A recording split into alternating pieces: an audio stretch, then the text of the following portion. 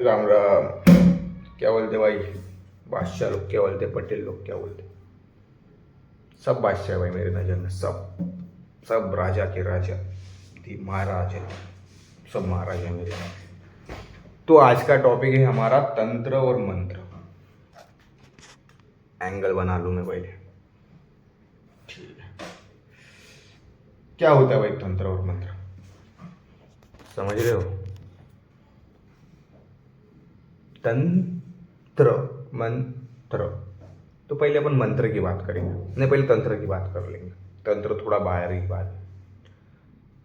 तंत्र का मतलब लोगों ने समझ के रखा है जादू टोना, और मंत्र का मतलब लोगों ने समझ रखा है कि कोई एक मंत्र हो, उसको पाठ कर लो, उसको रिपीट करते रहो, बटन दबाते रहो, रिपीट करते रहो, बटन दबाते रहो, वो समझ के रहो। नहीं भाई, वो नहीं होता।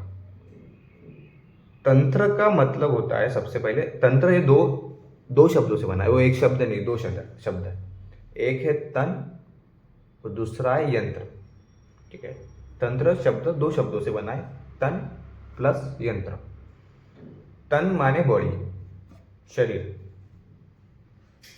तुम्हारे भाषा में फिगर, बॉडी। और यंत्र माने टेक्नोलॉजी बोल लो, मशीन बोल लो। उसको मशीन बोला भाई, तन को, शरीर को मशीन बोला गया भाई। यंत्र मशीन, वो मशीन जो कभी शुरू होती और कभी खत्म हो जाती। ठीक है, तो शरीर को मशीन बोला है तंत्र ने। तो फिर तंत्र विद्या क्या हुई? जो मशीन है शरीर नाम की, बॉडी नाम की, उसकी विद्या माने तंत्र विद्या। शरीर का ज्ञान माने यंत्र। समझे? शरीर का ज्ञान माने यंत्र। शरीर का ज्ञान दोनों पर्सपेक्टिव से। जब शरीर को किसी चीज की जरूरत होती है तब, और शरीर को किसी चीज की जरूरत हो जाती है तब। ठीक है, यहाँ पे तंत्र और उसको भूख लग गई। तंत्र को मैंने क्या बोला? तंत्र माने तन और यंत्र। यंत्र माने मशीन और तन माने बॉडी। बॉडी मशीन को भूख लग गई, वो खाना खाएगा। बॉडी मशीन ने बहुत काम कर दिया, उसको नींद आ रही, थक गया, वो सोने जाएगा। इस विद्या को बोलते हैं तंत्र विद्या। ठीक है, तो तंत्र में फिर क्या क्या चीजें आती है भाई? वो हर चीज जो बॉडी में हो, बाल से लेकर नाखून तक, इनकी विद्या, इनको ही तंत्र विद्या कहते हैं। और किसी चीज को तंत्र विद्या नहीं कहते। ये जो बाल आते हैं ना भाई, ये वो वेस्ट मटेरियल है बॉडी का, जो बाहर निकलना चाहिए किसी ना किसी फॉर्म में। ये जो नाखून होते हैं, ये जो नाखून होते हैं ना, ये वाले भी वो पार्ट है बॉडी का जो बाहर निकलने चाहिए। इसलिए जब ये वेस्ट मटेरियल है ना बॉडी का, इसलिए तुम इसको कट भी करोगे ना तो तुम्हें दर्द नहीं होगा। इसको भी कट करोगे तब भी दर्द नहीं होगा। लेकिन अगर उंगली कट गई तो दर्द होगा, क्योंकि वो बॉडी का वेस्ट मटेरियल नहीं है। ये नाखून बॉडी का वेस्ट मटेरियल है। समझ रहे हो? ये बाल बॉडी का वेस्ट मटेरियल है, इसलिए इसको जब तुम काटोगे तुमको दर्द नहीं होगा, क्योंकि तुम्हारी बॉडी ये जानती है कि वो वेस्ट है। और जबकि जब तुम्हारी बॉडी से वेस्ट जितना ज़्यादा निकलेगा उतनी बॉडी कंफर्टेबल होती है। तुम्हें पता होगा, सब सुबह तुम्हें कंफर्टेबल फील होता उधर से आने के बाद। क्यों? वेस्ट मटेरियल है वो। समझ रहे हो? लेकिन ये आता रहेगा, जाता रहेगा, आता रहेगा, जाता रहेगा। छोटे बच्चों में भी यही चीज़ें होती है। तो ये जो तंत्र है, ये शुरुआत होता है जन्म से, ठीक है, और खत्म होता है मृत्यु पे। यहाँ से शुरू, यहाँ पे खत्म। फिर से बोल रहा हूँ, तंत्र माने काला जादू नहीं। तंत्र माने तन मशीन है, ये जानना।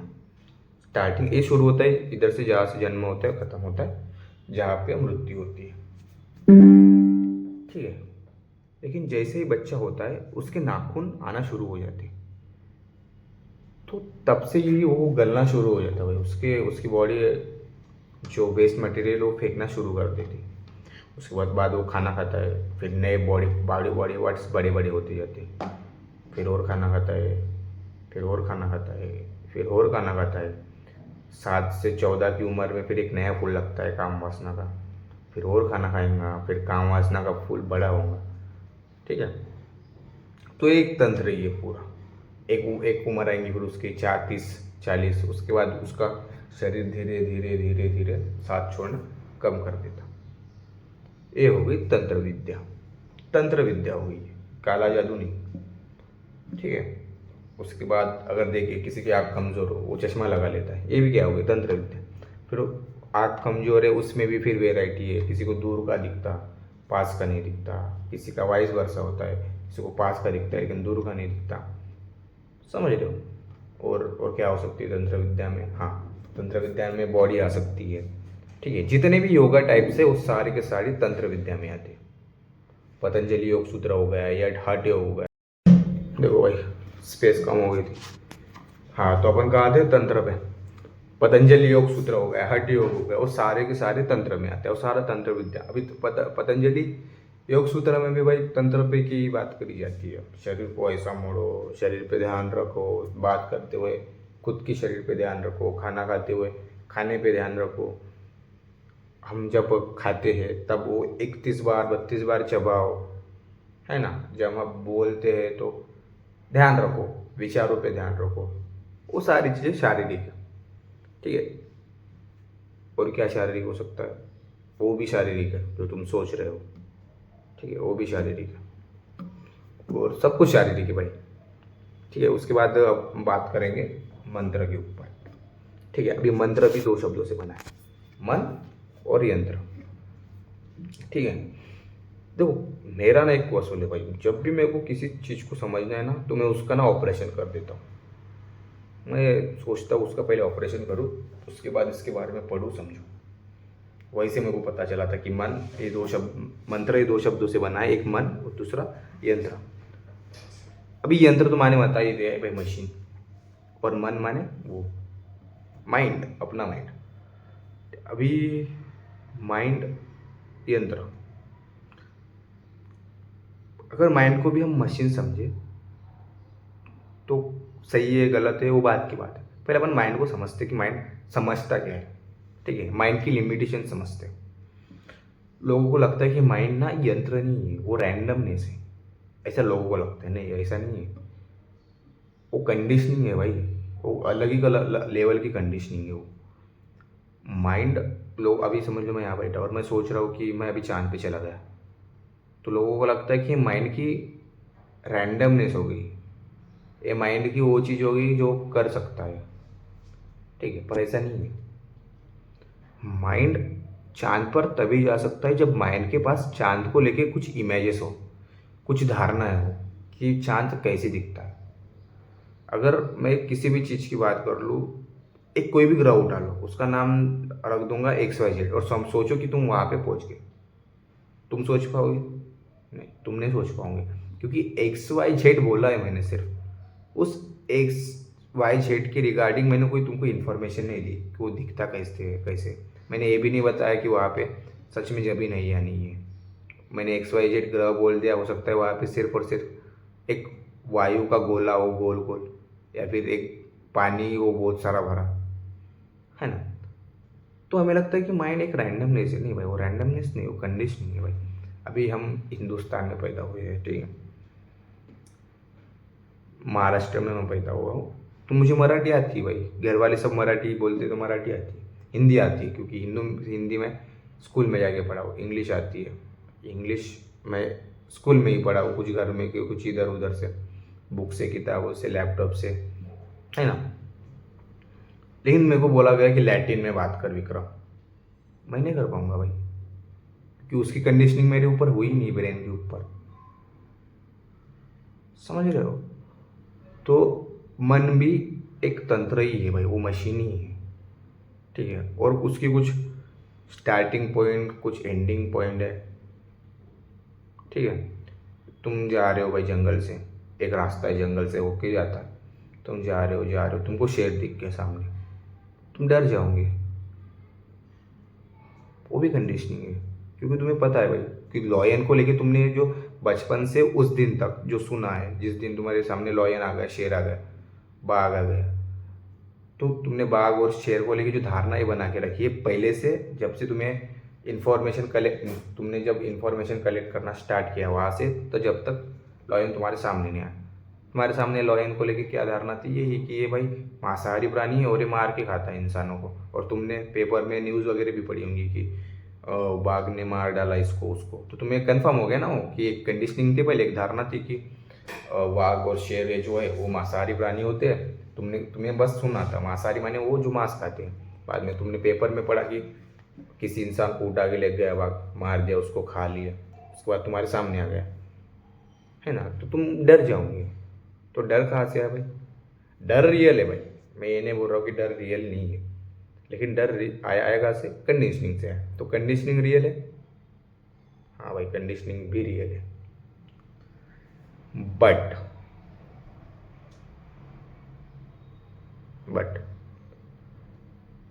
कंडीशनिंग परेशान करती है भाई। कंडीशनिंग रियल है बट वो परेशान करती है।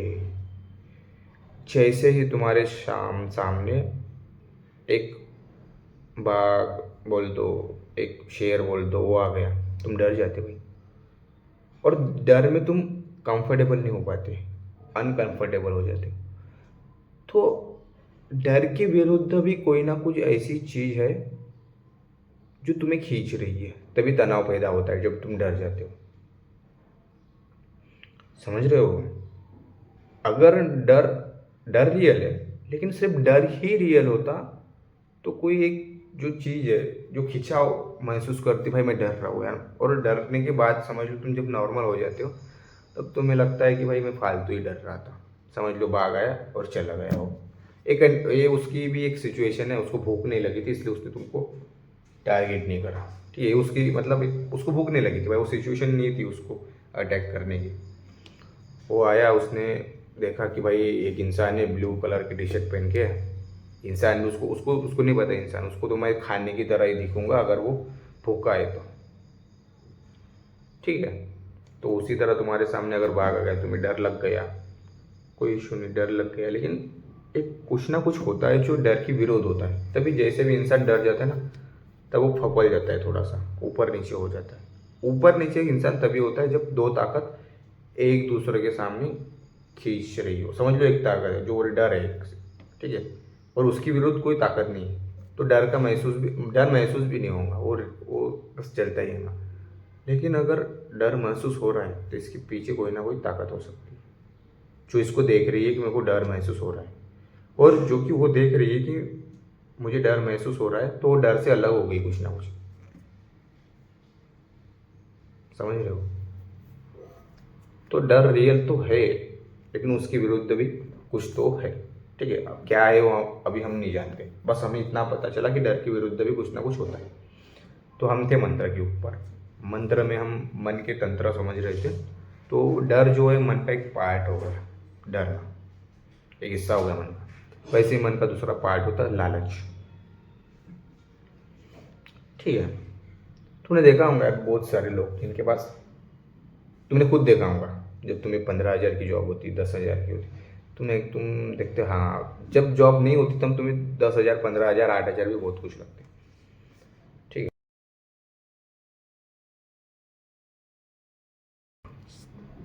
है। तो आपने देखा होगा कि कोई इंसान में उसकी सैलरी 8,000 है, 10,000 है, उसको लगता है 10,000 ही सब कुछ है। 10,000 की जब लगता है तो भाई नहीं भाई कुछ तो कमी है, 15 चाहिए, 15 आती तुमको, नहीं भाई मैनेज नहीं हो पा रही लाइफ, 20, 25, 30। वैसे ही बड़े लोगों का होता है जो पैसे वाले, तो बड़े लोग माने पैसे वाले लोग, रिच, नहीं सॉरी रिच नहीं, वेल्थी, रिच शब्द बहुत अलग है भाई, वेल्थी रिच नहीं। उनकी 10 कंपनियां होती है भाई, फिर भी वो कंफर्टेबल नहीं होते उनके साथ, पता नहीं क्यों भाई। वो भी एक लालच का ही पार्ट है। समझ रहे हो? तुम महाप्रसाद खाने गए, तुमने पेट भर के खा लिया, लेकिन तुम फिर भी बांध के लाते हो घर पर, वो भी एक लालच है। समझ रहे हो? लालच दिखती नहीं भाई, उसको देखने के लिए जैसे डर नहीं दिखता, वैसे लालच डर दिख जाता है, इसीलिए लालच नहीं दिखती। क्योंकि ये लालच जो है ना वो फ्यूचर के लिए होती है, डर प्रेजेंट में होता है। अभी मैं खा रहा हूँ, मैं मेरा पेट भर गया, मेरे को टेस्टी लग गया खाना, मैं बोलूँगा चल भाई उठा के लेके जाता हूँ, थोड़ा सा सुबह भी खाऊंगा, महाप्रसाद में यही तो करते हैं, महाप्रसाद वेस्ट क्यों जाता है भाई? उसी वजह से महाप्रसाद वेस्ट जाता है, क्योंकि हमें जितनी भूख नहीं होती उतनी हमारी लालच होती है। ज़रूरत हमारी इतनी होती है खाने की, हम इतना ले लेते हैं। क्यों? फ्री में मिलता है ना। देखो पैसे तो देने नहीं उसके, महाप्रसाद ही ठीक है। मैं महाप्रसाद जब भी खाने जाता हूँ मैं यही देखता हूँ भाई, लोगों को ज़रूरत नहीं होती उतनी खाने की, तो उनकी लालच होती है। तो इसमें जो डिफरेंस करना, इसको में डिफरेंस करना आना चाहिए, समझ रहे हो? इसमें डिफरेंस करना आना चाहिए पहली बात। लेकिन अपन अपने मन के पार्ट पे थे लालच के ऊपर, ठीक है। लेकिन लालच को पकड़ने के लिए बहुत चाहिए भाई, लालच सीधे पकड़ में नहीं आती। और एक लालच छूट जाएंगे दूसरी लालच में पकड़े जाओगे, तुम्हें लगता है भाई संसार गलत है, संसार गलत है, फिर संन्यास के लालच में पड़ जाऊंगा। तुम्हें लगेगा भाई ट्रेडिंग गलत है, ट्रेडिंग गलत है, फिर जॉब के लालच में पड़ जाऊंगे। तुम्हें लगेगा बिजनेस गलत है, बिजनेस गलत है, फिर किसी और के लालच में पड़ जाऊंगे। लालच को समझने के लिए थोड़ा बोध चाहिए होता, तो थोड़ी समझ चाहिए होती है लालच के। एक सेल्फ, उसको क्या बोलते हैं, सेल्फ अवेयरनेस, वो चाहिए होती। अगर वो नहीं है तो लालच समझ पकड़ में नहीं आएंगी, कभी भी नहीं आएंगी।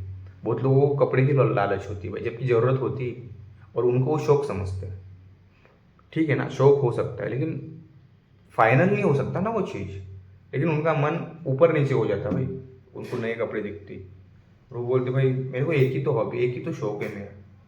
भाई सबको एक ही शौक होता है, लेकिन वही शौक उसको लेके डूबता है। तो मंत्र माने क्या? तो मंत्र माने बस यही कि मन के तंत्र को समझना, मन के तंत्र को देखना, कि मैं कैसे भाई किसी खाने की तरफ अट्रैक्ट हो रहा हूँ, मैं कैसे डोसे की तरफ अट्रैक्ट हो रहा हूँ, मैं कैसे ट्रेडिंग की तरफ अट्रैक्ट हो रहा हूँ, मैं कैसे कपड़ों की तरफ अट्रैक्ट हो रहा हूँ। अगर कोई लड़का मुझको दिख जाता है जिसकी बॉडी अच्छी खासी है, मैं कैसे उसकी तरफ अट्रैक्ट हो रहा हूँ, ये सोच रहा हूँ भाई मेरे को भी ये बॉडी बनानी है। कोई एक लड़की जा रही है भाई, दिखने में सुंदर है, फिगर है मस्त एकदम सुंदर, मैं कैसे उस लड़की की तरफ अट्रैक्ट हो रहा हूँ, माइंड से भी और बॉडी से भी, मंत्र से भी और तंत्र से भी, दोनों से कैसे अट्रैक्ट हो रहा हूँ। इन चीज़ों को देखना ही मंत्र होता है। मंत्र और तंत्र, ये दोनों को देखना ही मंत्र और तंत्र होता है। इसके सिवा जो भी डेफिनेशन है मंत्र और तंत्र की, वो सारी की सारी फेक है, धंधे चलाने के लिए। कोई किसी को मंत्र दे देंगे भाई और बोलेंगे भाई नहीं ये ले इसको पाठ करो, फिर देखो किसी ने कोई मंत्र दे भी दिया भाई, तो हो सकता है कि कोई सवाल तुम्हारे दिमाग में ना आए, लेकिन तुम गाड़ी चला रहे हो, गाड़ी चलाते चलाते भाई तुम फोकस कहाँ करोगे, मंत्र के ऊपर कि गाड़ी के ऊपर? गाड़ी के ऊपर। और चलाते चलाते तुम्हें पता है कि सामने भी रास्ता क्लियर है, तुम ऑटोमेशन हो जाओगे। फिर ऑटोमेशन इंसानों में भी होता है, तुम गाड़ी चला रहे हो, तुम्हें पता है भाई सामने कोई नहीं, तुम ऑटोमेशन पे रख दोगे, मतलब पूरा माइंड ऑटोमेटेड हो जाएगा, उसको ऑटो पायलट बोलते हैं, माइंड ऑटो पायलट हो जाएगा। फिर वो विचार सामने आएंगे भाई, तुम सोचने लग जाओगे, फिर क्या करोगे भाई? फिर कैसे तुम मंत्र गाओगे? चल फिर भी मंत्र गाओगे, इससे माइंड तुम्हारा डल हो जाएगा, बोध नहीं जन्मेगा इससे भाई, बोध नहीं जन्मेगा। बोध जन्मता है भाई समझ से, सेल्फ अवेयरनेस से। तुम्हारे दिमाग में थॉट आ रहा है भाई, उसको समझ के। थॉट ऐसे ही नहीं आता भाई, थॉट के पहले इंफॉर्मेशन आती है कि थॉट किसके रिगार्डिंग रहेगा। ठीक है, अगर मुझे इस बुक को लेके थॉट आ रहा है तो पहले मुझे ये बुक दिखी है किसी ना किसी वे से, या फिर सुना ही है ये किसी ना किसी वे से, ठीक है, या फिर किसी ने बोला होगा इस बुक के बारे में, तब मैंने इसके बारे में सोचा। ठीक है, तुम्हें अगर कोई सोच सताती होंगी तो उसकी इंफॉर्मेशन तुम्हारे तक आई है, बेवजह नहीं आई ना, लेकिन वो प्रॉब्लम सॉल्व नहीं हो गई। एक किताब की प्रॉब्लम मेरे सामने आ गई, ये विचार है, ठीक है, और मैंने कुछ बोल दिया कि ये किसी ने को मंत्र दे दिया, बोले ये मंत्र ले, तो कोई विचार बहुत सताते हैं बुक्स के, तो इसको ये कर वो कर, पाठांतर कर, इसको बोलते रहे ये करो, उससे नहीं होगा ना। इसकी प्रॉब्लम कहाँ सॉल्व होगी? हमको इसको सॉल्व करना है भाई, कोई विचार बेवजह नहीं आता भाई, समझ रहे हो? लेकिन अगर तुम इसको बोलेंगे नहीं विचार आते रहे, मेरे को बस कुछ मिला है उसको जपते रहो, नहीं होगा ना भाई। वो ये सॉल्व कहाँ हुई? ये घूम के आएंगी, और ये जितना दबेंगी उतना जोर से घूम के आएंगी। तो हमें सॉल्यूशन इसके लेवल पे चाहिए। इसका क्या, किसी को जॉब नहीं लग रही भाई, तुम बोलोगे मैं नहीं, मेरे सामने तो जॉब की बात ही मत कर। क्यों? क्योंकि जैसे जॉब की बात करता हूँ तो उसके दिमाग में विचार आते हैं। मैं कहता हूँ कि पहले जॉब की विचार करो, है ना। लोग ओवर थिंकिंग भी कहाँ कर पाते भाई अच्छे से। अगर ओवर थिंकिंग भी वो अच्छे से करेंगे तो उसमें से रास्ता निकलेगा छोटा बड़ा।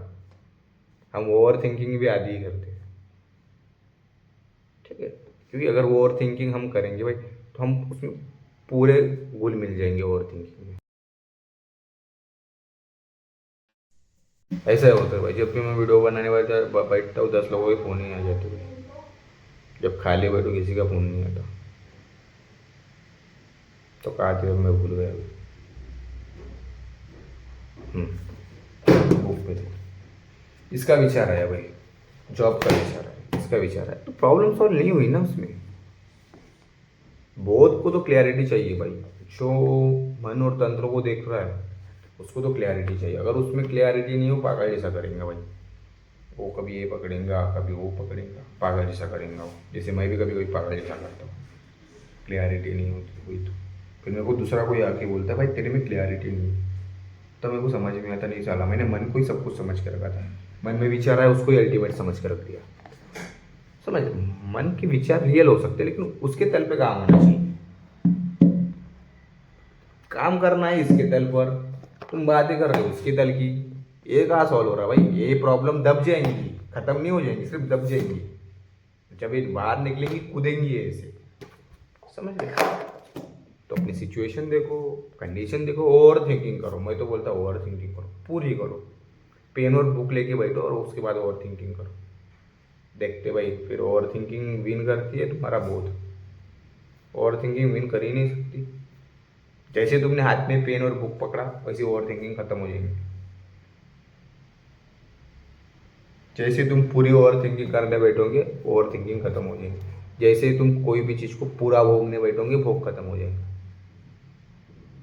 भोग खत्म हो जाएगा भाई। ऐसा है ना। इंटरेस्ट तब तक ही रहता है भाई जब तक हम कोई चीज़ों को दबा के रखते, छुपा के रखते। कोई भी बड़े से बड़ी परेशानी क्यों ना हो, तुम्हें लगता होगा भाई ये बड़ी परेशानी नहीं है भाई, तुमने उसके उसके लिए रिगार्डिंग कुछ ना कुछ ये छुपा के रखी होंगी।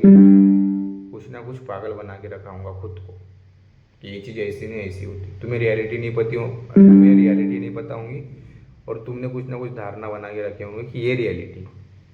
और तुम जानते हो कि वो अगर मैं उस पर सवाल करूँगा तो भसक जाएंगी रियलिटी, इसलिए तुम उस पर सवाल भी नहीं करना चाहती। समझ लो कोई लड़का और लड़की गर्लफ्रेंड बॉयफ्रेंड है, ठीक है। और एक लड़का है जो लड़की को, दो दो लोग हैं गर्लफ्रेंड बॉयफ्रेंड है, ठीक है। एक बॉय है एक गर्ल है, ठीक है। कोई आएगा एक लड़का इस लड़के को इस लड़की के बारे में कुछ बोलेगा। एक लड़का आएगा इस लड़के को इस लड़की के बारे में कुछ बोलेगा।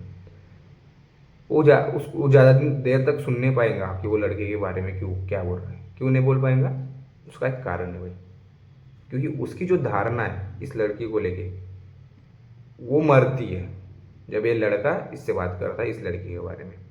और कोई भी इंसान अपनी धारणा को मरने नहीं देना चाहती, किसी चीज़ को भी लेकर हो। तो कोई आस्तिक है, ठीक है, वो भगवान को मानता है, उसको दो सवाल कर दो वो उसका ऊपर नीचे होने लग जाएंगे। उसका बीपी क्यों होने लग जाएंगे, क्योंकि उसकी धारणा पे मार पड़ रही है। और धारणा को देखना ही मंत्र होता है, समझ रहे।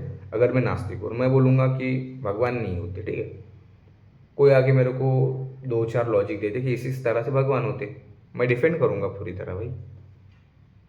क्योंकि मेरी धारणा है कि भगवान नहीं होते। लेकिन अगर मेरा बोध है कि भगवान नहीं होते तो मैं डिफेंड भी क्यों करूँगा। जो चीज़ है ही नहीं उसको कैसे डिफेंड करना है ही नहीं भाई, उस पर बात ही नहीं बनती। इसलिए जो वास्तविक नास्तिक हुए ना भाई उन्होंने कभी भगवान की बात ही नहीं करी। और जो वास्तविक आस्तिक हुई है उन्होंने भी कभी भगवान की बात नहीं करी। ये सिर्फ भगवान की इसमें होता है, भगवान वाले चक्कर में ही होता है, बाकी अदर चक्कर में नहीं होता। वो सिर्फ जो वास्तविक आस्तिक है उन्होंने कभी भगवान की बात नहीं करी, और जो वास्तविक नास्तिक है उन्होंने भी कभी भगवान की बात नहीं करी। तो ये हो गया मंत्र। मंत्र माने मन को समझना, मन को देखना, मन के तंत्र को समझना। और यंत्र, तंत्र माने तन के यंत्रों को समझना, ठीक है। तंत्र में सब कुछ स्थूल होता है भाई, सब कुछ सामने होता है, ये आईने की तरह होता है। मंत्र की बहुत सारी चीज़ें आईने के तौर पर नहीं होती। वो एक डर पैदा करती है या फिर लालच पैदा करती है, और लालच में और डर में इंसान बह जाता है। तो उसको देखने के लिए स्टार्टिंग में वक्त लगता है, क्योंकि वो सामने चला जाता है ना। प्रेजेंट में कैसे देख पाओगे। अगर प्रेजेंट में तुम डर और भय को देख पा रहे हो तो तुम डर और भय से परे हो गए ना। प्रेजेंट में नहीं दिख पाता वो डर और भय, वो फ्यूचर में ही दिखता है कि मैंने पास्ट में ऐसा ऐसा करा था और ये मेरी गलती थी। और गलती हमेशा दोनों ही सेंट्रिक होंगी, या तो डर या फिर लालच। तीसरा कोई भी केंद्र नहीं होता बुरी चीज़ों का। समझ में आप? तो यही चीज़ होती है भाई। मंत्र माने फिर क्या होगा, मन को समझना अच्छे से, और तंत्र माने तन को समझना अच्छे से। मंत्र माने कोई एक पर्टिकुलर लाइन दे देना, उसको जाप करना, ये नहीं होता। और तंत्र माने काला विद्या नहीं होती, काला जादू, सो कॉल। ठीक है, तो यही होता हमारा तंत्र और मंत्र के ऊपर। चलो क्लोज करते हैं अब।